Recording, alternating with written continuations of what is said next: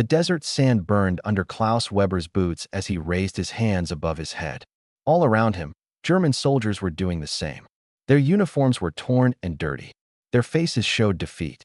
The Allied forces had surrounded them near Tunisia in May 1943. There was no escape. The Afrika Korps was finished.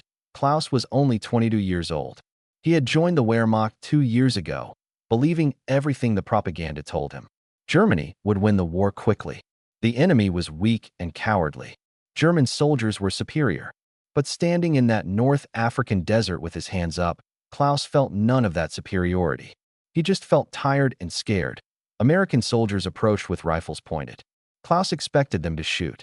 That's what he had been told would happen. The Americans were barbaric. They showed no mercy to prisoners. But instead of bullets, Klaus received water. A young American soldier, barely older than Klaus himself, handed him a canteen. The water was warm but tasted like life itself. "Easy there, buddy," the American said in English. Klaus didn't understand the words, but he understood the tone. It wasn't hateful. It was almost kind. The Americans separated the wounded from the healthy. Medics treated injuries without asking who was who. Klaus watched in confusion as an American doctor bandaged a German soldier's leg with the same care he would give his own men. This was not supposed to happen. The enemy was not supposed to have mercy. They were loaded onto trucks and taken to a processing center. There, they were searched, photographed, and given prisoner numbers. Klaus became prisoner 34782. His old identity as a German soldier was gone. Now he was just a number in enemy hands. The rumors started immediately among the prisoners. Some said the Americans would send them to work camps where they would starve. Others whispered about torture and execution. Klaus kept quiet and watched. He noticed the American guards looked bored, not cruel. They smoked cigarettes and talked among themselves. Sometimes they even smiled. After 2 weeks in North Africa, the prisoners were told they would go to America. America. Klaus had never imagined setting foot in that country. It was supposed to be Germany's enemy, full of gangsters and criminals according to the propaganda films. But the prisoners had no choice. They were loaded onto a Liberty ship for the long Atlantic crossing. The cargo hold was crowded and smelled bad. Hundreds of German prisoners packed together in the darkness. The ship rocked constantly on the waves. Many men got sick. Klaus spent most of the journey lying on his bunk, staring at the metal ceiling, wondering if he would ever see Germany again. An older soldier named Heinrich had the bunk next to Klaus. Heinrich had fought in Russia before being transferred to Africa. He had seen terrible things. "Don't trust the Americans," Heinrich warned. "This good treatment is temporary. Wait until we reach their country. Then we'll see their true nature." But Klaus wasn't sure. The Americans had been decent so far. They fed the prisoners twice a day. The food wasn't great, but it was food. They allowed the wounded to rest. They even let prisoners come up on deck for fresh air once a day. Klaus had heard stories about how Germany treated Russian prisoners. It was not like this. The Atlantic crossing took 3 weeks. 3 long weeks of darkness, sickness, and fear. Klaus lost weight. His uniform hung loose on his thin frame. But he was alive. That was more than many of his friends could say. He thought about his unit, about the men who died in the desert, about how quickly everything had fallen apart. Finally, the ship reached America. The prisoners were transferred to trains. Klaus pressed his face against the window as the train rolled through the American countryside. He saw farms that looked untouched by war. He saw cities with lights and cars. He saw people going about normal lives. There were no bomb buildings, no refugees, no signs of suffering. "Look at all this," whispered a young prisoner named Franz. "They have everything while Germany starves. This is why we must win. This wealth should be ours." Klaus said nothing. Franz was a true believer, one of those who still thought Germany would somehow win the war. Klaus was no longer sure what he believed. The train journey lasted 2 days. They traveled through states Klaus had only heard about in school: Pennsylvania, Ohio, Missouri, Kansas. The American heartland stretched forever, vast and rich and untouched by war. Klaus began to understand something important. Germany had challenged a giant. A sleeping giant that was now fully awake. When they finally arrived at Camp Concordia in Kansas, Klaus stepped off the train into a world that made no sense. The camp looked organized and clean. There were proper barracks, not just tents. There was a fence with guard towers, yes, But inside the fence, Klaus could see a baseball field, a recreation building, and what looked like a small garden. The camp commandant, a stern but fair-looking American officer, addressed them through a translator. You will be treated according to the Geneva Convention. You will receive food, shelter, and medical care. You will work, but you will be paid. You will write letters to your families. You have rights as prisoners of war. Rights? Prisoners having rights? Klaus looked at Heinrich, who seemed equally confused. That night, lying on a real bed with clean sheets, Klaus stared at the ceiling of his barracks. Through the window, he could see stars in the Kansas sky, the same stars that shone over Germany. For the first time since his capture, Klaus allowed himself to hope. Maybe, just maybe, he would survive this war after all, but survival was just the beginning. Klaus Weber had no idea that his time in this American prison camp would change everything he believed about the world, about himself, and about what it meant to be human. The real journey was just starting. The morning bell rang at 6 o'clock. Klaus woke up confused, not remembering where he was for a moment. Then reality came back. He was in Kansas. He was a prisoner. But surprisingly, he had slept well. The bed was comfortable. The barracks were heated. This was already better than his last 6 months in Africa. The prisoners lined up for breakfast. Klaus expected watery soup or stale bread. Instead, he found real eggs, toast with butter, hot coffee. Some prisoners stared at their plates in disbelief. Heinrich sat down next to Klaus with his tray. "They fatten us up before the real punishment begins," he muttered. But Klaus noticed Heinrich ate everything on his plate.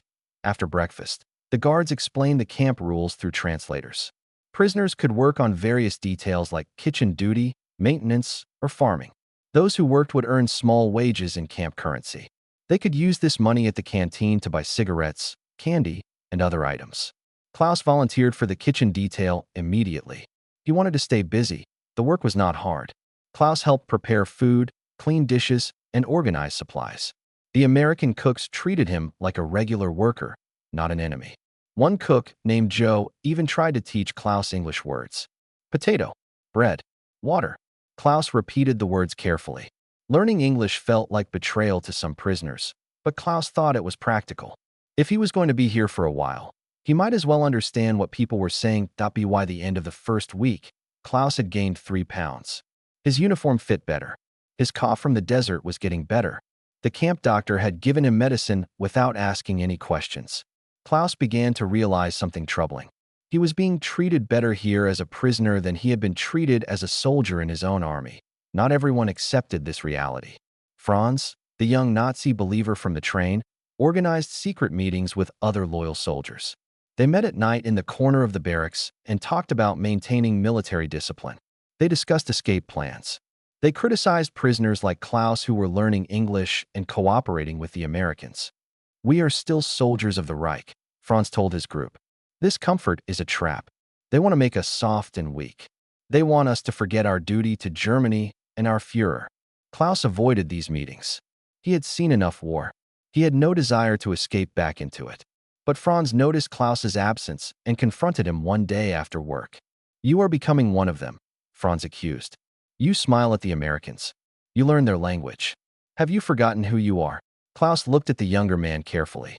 "I have forgotten nothing. I remember Africa. I remember watching my friends die. I remember being hungry and thirsty and scared. Here I am safe. I am fed. I am treated like a human being. Is that so wrong?" Franz's face turned red. "You are a traitor," he hissed and walked away. Heinrich watched this exchange and shook his head. Be careful of Franz and his friends. True believers are dangerous, especially when reality contradicts their beliefs. Life in the camp developed a routine. Wake up, eat, work, eat again, recreation time, dinner, sleep. It was boring but peaceful. The guards were professional. They kept watch but didn't harass prisoners. Some guards were friendly. One sergeant named Miller often stopped to talk with Klaus, using simple English and hand gestures to communicate. "You, good worker," Miller said one day, giving Klaus a thumbs up. "Germany, beautiful country. War bad. Peace, good." Klaus nodded. "Yes, peace good." The camp had a library with German books. Klaus spent his evenings reading. He found books by American authors translated into German. Stories about cowboys and pioneers. These stories showed a different side of America than the propaganda had taught him. The Americans in these books valued freedom, courage, and fairness. Were these just stories, or was there truth in them?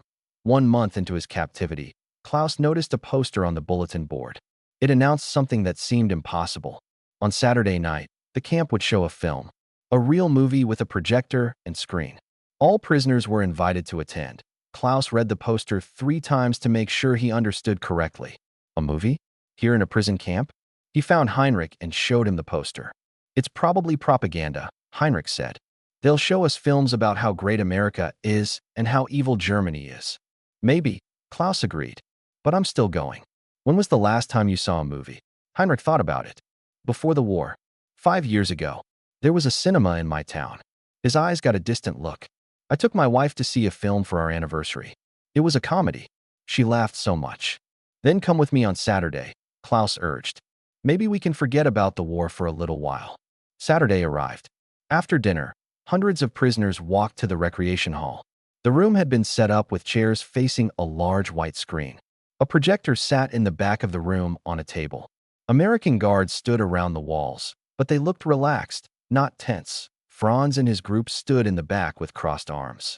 I am only here to see what propaganda they try to feed us, Franz announced loudly. The lights went down. The projector hummed to life. And something magical happened. A cartoon appeared on the screen. It was Bugs Bunny, the famous American rabbit. The cartoon was in English, but comedy needs no translation. The rabbit outsmarted a hunter again and again with tricks and pranks. Around the room, German prisoners began to laugh. First just a few chuckles, then more, then nearly everyone was laughing. These were men who had seen terrible things in war. Men who had lost friends and hope. But for 7 minutes, they were just people enjoying a funny cartoon. Klaus heard Heinrich laughing beside him. Real laughter, deep and genuine. Even some of Franz's group were smiling, though they tried to hide it. Klaus felt something warm in his chest. Joy. Simple, pure joy. He had almost forgotten that feeling existed. The main feature started next. The screen filled with the image of a cowboy riding across a wide desert landscape. John Wayne appeared, tall and confident on his horse. The movie was a Western, a story about good men fighting bad men in the American frontier. Klaus leaned forward in his seat, completely absorbed. The story was simple but engaging. John Wayne played a sheriff who had to protect a small town from outlaws. There were gunfights and chases. There was a beautiful woman who ran the saloon. There was a final showdown in the dusty street, where good triumphed over evil. The audience cheered when the hero won. Klaus was struck by several things. First, the landscape in the film reminded him of how vast America truly was. Endless plains and mountains and sky. Germany could fit into this country many times over. Second, the casual way the Americans portrayed violence in their entertainment showed they were not afraid of conflict. These were not soft people. They were tough in a different way than Germans. When the lights came back on, the recreation hall buzzed with conversation. Prisoners discussed the film excitedly. Some praised the action sequences. Others talked about the beautiful scenery. A few criticized the simple plot, but even they admitted they had enjoyed themselves. Franz stood near the exit with his arms crossed, his face dark with anger. Propaganda, he spat. They show us these movies to make us love America and forget Germany. But most prisoners ignored Franz. They were already asking when the next movie night would be. Over the following weeks, movie night became the most anticipated event in camp. Every Saturday, the recreation hall filled with eager prisoners. The Americans showed different types of films. 1 week it was a comedy with the Three Stooges. The prisoners laughed until their sides hurt at the silly slapstick humor. Another week it was a musical with singing and dancing. Klaus had never seen anything like it. Heinrich attended every showing now. I tell myself I go just to pass the time, he confided to Klaus. But truthfully, I love these movies. They remind me there is still beauty in the world, still stories worth telling. The movies did more than entertain. They educated. Klaus learned about American history through Westerns. He learned about American values through the stories. Heroes in American films were brave, but also kind. They helped the weak. They stood up for justice. They were not perfect, but they tried to do right. One Saturday, in September 1943, they showed a film called The Grapes of Wrath. It was about American farmers during the Great Depression of the 1930s. Klaus watched as the film showed poor families losing their farms, traveling across the country looking for work, suffering from hunger and hardship. This surprised Klaus deeply. Why would America show its own problems? Why would they let prisoners see that life had been hard here too? The propaganda films in Germany never showed weakness or failure. They only showed strength and victory. After the film, Klaus sat quietly thinking. Heinrich noticed his mood. "What troubles you, my friend?" "They are not afraid to show us their struggles," Klaus said slowly. "This film showed Americans suffering, being poor, being treated unfairly. Why would they show this to us?" Heinrich considered the question. Perhaps because they are confident. A weak nation hides its problems. A strong nation can afford to be honest. That night, Klaus lay awake thinking about this idea. Germany had always hidden its failures. The newspapers never reported defeats, only victories. The radio never mentioned the suffering of civilians, only the glory of soldiers. But here in this prison camp, the Americans showed films about their own difficulties. They were not pretending to be perfect. By October 1943, even Franz's resistance was crumbling.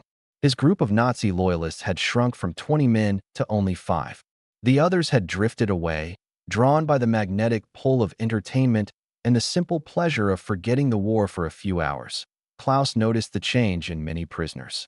They talked less about Germany and the war. They talked more about the movies.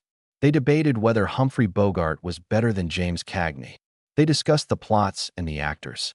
They hummed the songs from musicals while they worked. One evening, Sergeant Miller approached Klaus after a film. "You like movies?" Miller asked in his simple English. "Yes," Klaus replied, trying out his improving English. "Movies are good. Make happy." Miller smiled. "Movies are important in America. Everyone watches movies. Rich, poor, young, old. Movies bring people together." Klaus understood something profound in that moment. In Germany, culture had been controlled by the state. Art and film were tools for propaganda. But in America, movies were for everyone.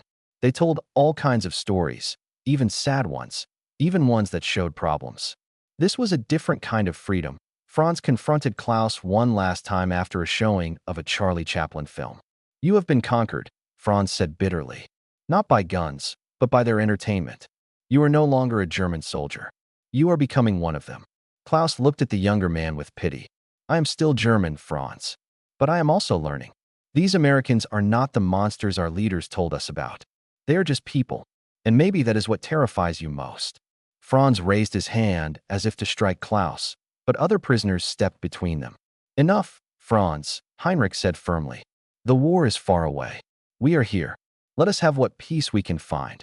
Franz lowered his hand and walked away, his face twisted with rage and confusion. That night, they showed Casablanca. Klaus watched the story of Rick and Ilsa, of love and sacrifice and choosing the right thing over the easy thing. The famous ending brought tears to his eyes. "Here's looking at you, kid." Klaus realized he had changed. These movies had shown him a world beyond war, beyond hate, beyond the narrow views he had been taught. He did not know what would happen when the war ended, but he knew one thing for certain. He would never see the world the same way again. The flickering images on that screen had done what no weapon could do. They had opened his mind. By January 1944, Klaus barely recognized himself. He stood before the small mirror in the barracks bathroom and saw a different man. He had gained 25 pounds. His face no longer looked hollow and sick. His eyes were clear. He looked healthy for the first time in years, more than his body had changed. Klaus now spoke decent English. He understood American jokes. He earned small wages working in the camp kitchen and saved his money carefully. Most surprising of all, he had developed real friendships with some of the American guards. Sergeant Miller had become something like a friend. Every few days, Miller would stop by the kitchen and chat with Klaus. They talked about simple things: the weather, baseball, food. Miller taught Klaus about American football, drawing plays in the dirt to explain the rules. Klaus taught Miller some German words, though Miller was not a good student. One cold afternoon in February, Miller pulled out a photograph from his wallet. It showed a farm with fields and a barn and a white house. "My home," Miller said proudly. "Iowa. After the war, maybe you visit. We need good workers." The idea seemed impossible, yet Klaus found himself thinking about it often. A life in America, working on a farm in Iowa, starting fresh in a place where nobody knew him as an enemy. Could such a thing really happen? Heinrich noticed Klaus's changing attitude. Be careful, my friend, the older soldier warned. Do not fall in love with this place. You are still a prisoner. This kindness could end any day if orders change. But the kindness did not end. Instead, it expanded. In March 1944, the camp added a soccer league. Teams formed from different barracks. Klaus played midfielder for Team C. They played matches every Sunday afternoon. American guards came to watch and cheer. Some even joined in pickup games during practice that a German orchestra formed with instruments provided by the camp. They gave concerts on Saturday afternoons before the movie showings. Klaus attended every concert. The music reminded him of home, but it also showed him something important. The Americans allowed them to keep their culture. They were not trying to erase German identity. They were just offering an alternative. Some prisoners even worked on nearby farms during planting season. The farmers paid them fair wages. Klaus volunteered for this detail and spent days working in Kansas fields, planting corn and wheat. The farm families treated the prisoners with respect. One farmer's wife even invited Klaus and two other prisoners to Sunday dinner. They sat at her table and ate roast chicken with her family. She served them pie for dessert. Klaus felt tears in his eyes at that dinner table. This woman's husband might be fighting in Europe right now, maybe even fighting German soldiers. Yet here she was, feeding German prisoners in her home, treating them like guests. What kind of people did this? But not everyone embraced this new reality. Franz had become increasingly isolated and angry. He still believed Germany would somehow win the war, despite news trickling in about German defeats in Russia and Italy. He refused to attend movie nights. He refused to play sports. He spent his time with the few remaining Nazi loyalists, plotting resistance that never quite happened. Franz watched Klaus with particular hatred. In Franz's eyes, Klaus represented everything wrong with the camp. Klaus smiled too much. Klaus joked with the Americans. Klaus had stopped being a German soldier and had become something else. A traitor. On a warm evening in April 1944, the camp showed It's a Wonderful Life. The story moved Klaus deeply. It was about a man named George Bailey who thought his life had no meaning, until an angel showed him how many people he had helped. The message was clear. Every life matters. Every person has value. Small kindnesses create big changes. Klaus left the recreation hall feeling emotional and thoughtful. The spring air was cool and fresh. Stars filled the Kansas sky. He walked slowly back to his barracks, thinking about the film, about his life, about the strange journey that had brought him here. He never saw the attack coming. Franz and three of his followers jumped Klaus in the shadows between buildings. They hit him hard and fast. Fists struck his face and stomach. Boots kicked his ribs. Klaus tried to fight back, but there were too many of them. Traitor! Franz screamed. You betray Germany. You betray everything we fought for. You are no longer one of us. Klaus tasted blood in his mouth. He curled up on the ground, protecting his head with his arms. The beating seemed to last forever, then suddenly it stopped. Klaus heard shouting in English. Heavy footsteps running. Through his swollen eyes, he saw Sergeant Miller pulling Franz away roughly. Other guards appeared, separating the attackers, securing them with handcuffs. Miller knelt beside Klaus. Jesus Christ, the sergeant muttered. Can you stand? We need to get you to the infirmary. Miller helped Klaus to his feet. Pain shot through Klaus's ribs. His face felt like it was on fire. But he could walk. Miller supported him as they made their way to the medical building. The camp doctor examined Klaus carefully. 2 cracked ribs. A broken nose. Severe bruising. The doctor bandaged him up and gave him something for the pain. You'll heal, the doctor said. But you need rest. Miller stayed with Klaus most of the night. I'm sorry this happened, the sergeant said quietly. Franz and his group will be punished. Probably transferred to a different camp. It is not your fault, Klaus said in careful English. Some men cannot accept when the world changes. As Klaus lay in the infirmary bed that night, pain pulsing through his body, he realized something important. The beating had not changed his mind. In fact, it had made everything clearer. Franz had attacked him because Klaus represented a truth that Franz could not face. The old world was dying. The old beliefs had failed. And rather than adapt, Franz clung to the ruins. Klaus had made his choice, though he had not known it until now. He was no longer fighting for Germany or any nation. He was fighting for himself, for a future beyond war, for the possibility he had glimpsed in movies and kind gestures and Sunday dinners. He was fighting for the chance to be simply human, not a soldier or an enemy, just a man trying to live a decent life that was worth any beating. The news came on May 8, 1945. Germany had surrendered. The war in Europe was over. Adolf Hitler was dead. The Third Reich had fallen. Klaus heard the announcement over the camp's loudspeakers and felt nothing at first. No joy, no sadness, just a strange emptiness. All around him, prisoners reacted differently. Some cried, some looked relieved, some seemed lost, as if their purpose had vanished. The American guards were quiet and professional. Klaus expected them to celebrate, to cheer their victory, but instead he saw only tired relief. The killing was over. That was enough. Sergeant Miller found Klaus in the kitchen that afternoon. "It's done," Miller said simply. "Now comes the hard part. Figuring out what happens next."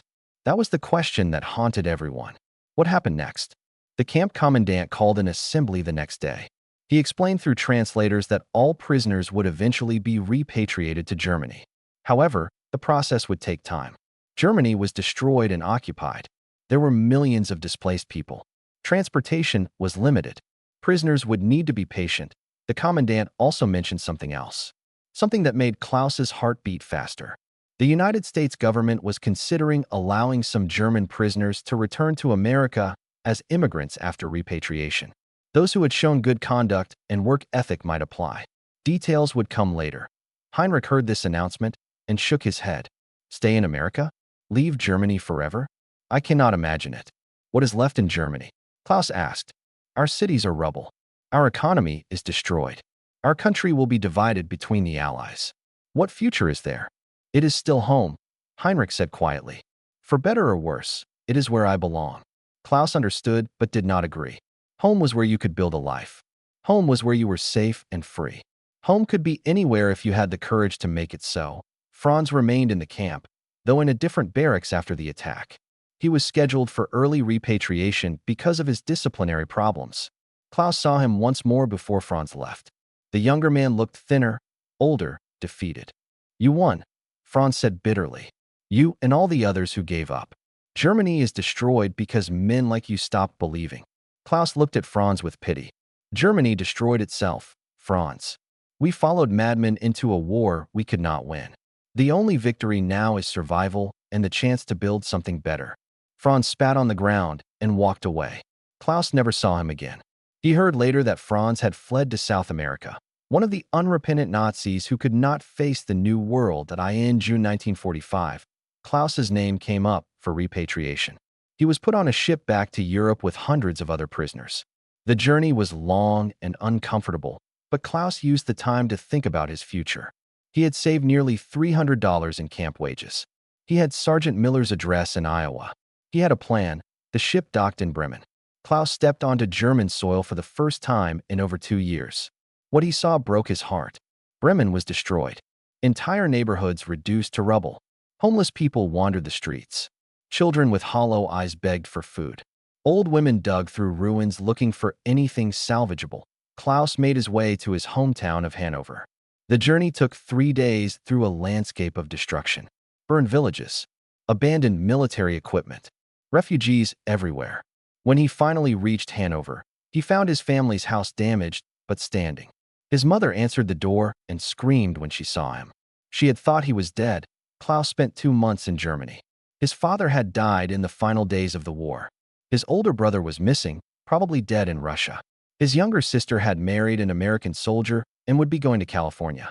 His mother was ill and weak. The future looked grim, but Klaus noticed something else. The Germans who had stayed, who had believed in the Reich until the end, were now lost. They could not accept what had happened. They could not adapt. Meanwhile, people like his sister who were willing to start fresh, to accept the new reality, had hope and plans. Klaus helped his mother as much as he could, but she understood his desire to leave. There is nothing left here for young people, she told him. Go to America. Build a life. Send me letters. That will be enough. In August 1945, Klaus applied for immigration to the United States. The process was complicated and slow, but Sergeant Miller had written a letter of recommendation that helped. Klaus was approved in October 1946. He said goodbye to his mother, to Heinrich who had chosen to stay, to the ruins of his old life. In November 1946, Klaus Weber stood on the deck of a passenger ship entering New York Harbor. This time he was not a prisoner. He was an immigrant, a free man seeking a new life. In his pocket was a crumpled movie ticket stub from a showing of Casablanca at Camp Concordia. He had kept it all this time as a reminder that hearts could change, that enemies could become friends, that the simple act of treating people with dignity and showing them beauty could defeat hate more effectively than any weapon. Klaus made his way to Iowa. Sergeant Miller welcomed him to the farm and gave him a job. Klaus worked hard and saved his money. 5 years later, he bought his own small farm. He married a local German-American girl named Anna. They had 3 children. On Saturday nights, Klaus took his family to the movies in town. His children would watch the screen in wonder, eating popcorn and laughing at the cartoons. Klaus would sit in the dark theater and remember another time, another place, when movies had shown him a different way to live. Years later, Klaus's son asked him about the war. "How did you stop hating the Americans, Dad? How did you become one of us?" Klaus thought carefully before answering. "They showed me that strength is not just about weapons and armies. True strength is having the confidence to be kind, even to your enemies. They beat us not by destroying us, but by showing us a better way to live." That is a lesson I never forgot. Klaus Weber died in 1992 at the age of 71. He was buried in the small cemetery in Cedar Rapids, Iowa, an American citizen, a respected member of his community, a man who had found his way from darkness into light. At his funeral, they played both the American and German national anthems. Because Klaus had learned that a man could love 2 countries, could bridge 2 worlds, could prove that redemption was always possible. The movie ticket stub from Camp Concordia was buried with him.